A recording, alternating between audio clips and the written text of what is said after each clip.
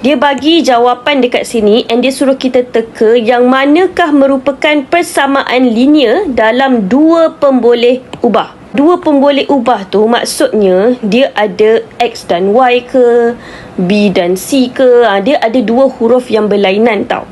Okey, kalau persamaan linear ni biasanya dia melibatkan persamaan garis lurus tau. Kalau dekat graf tu garis lurus yang naik bukit ke turun bukit ke kan. Garis lurus sama ada dia naik bukit atau turun bukit, dia punya persamaan ialah Y sama dengan MX plus C. Okey. Di mana M itu adalah kecerunan ataupun gradient dan C itu adalah pintasan Y ataupun intercept. Y intercept. Yang M ni adalah nombor, kita tak tahu berapa. C pun adalah nombor, kita tak tahu berapa.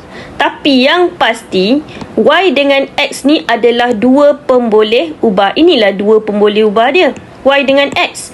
Dan pemboleh ubah dia tu, kuasa tertinggi dia, kuasa dia adalah 1. Dia tak boleh selain daripada tu. Kalau selain daripada tu, dia dah salah. Contoh macam soalan A ni kan, nampak tak kuasa dia 2. So dah salah dah kat situ. Kuasa dia mesti 1. So A salah. Kalau yang ni pula, Y punca kuasa 2 kan. Punca kuasa ni, kalau dia tak tulis punca kuasa, dia akan jadi Y kuasa 1/2. Y kuasa 1/2 ni bersamaan punca kuasa 2 lah. Yang ini, kan saya cakap tadi kuasa dia mesti 1. So kalau kuasa dia 1/2, so dah salah kat situ. Dan yang ini pula. Okey, tengok ni Kalau 1/X ni, kalau X tu kita bawa naik atas, X kita bawa naik atas, dia akan jadi, kuasa dia akan jadi negatif tau. Dia sebenarnya macam ni, 1/X kuasa 1.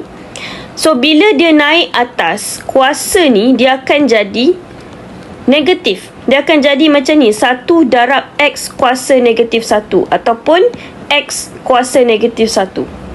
Macam saya cakap, kuasa dia mesti positif 1. Dia bukan negatif 1. Kalau negatif 1 dah salah. Yang ini pun sama. Kalau Y ni dia bawa naik atas, dia akan jadi Y kuasa negatif 1. So salah. Jawapannya kalau dah A, B, C tu salah, confirm D kan. Tapi kita tengok D ni kenapa betul.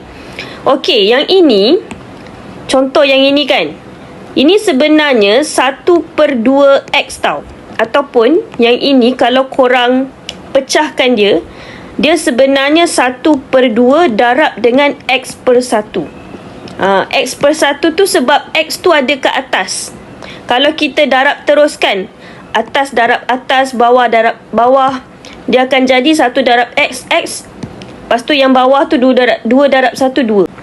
Kalau yang ini tadi kan, yang ini, kita boleh juga buat 1/2 darab X ataupun 1/2X. Okey.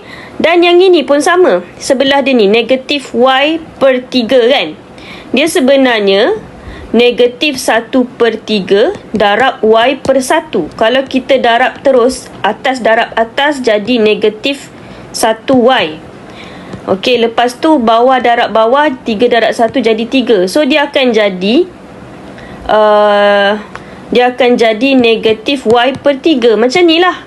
Dia sebenarnya daripada macam ni, 1/3 darab Y ataupun 1/3, dia sebenarnya 1/3 Y.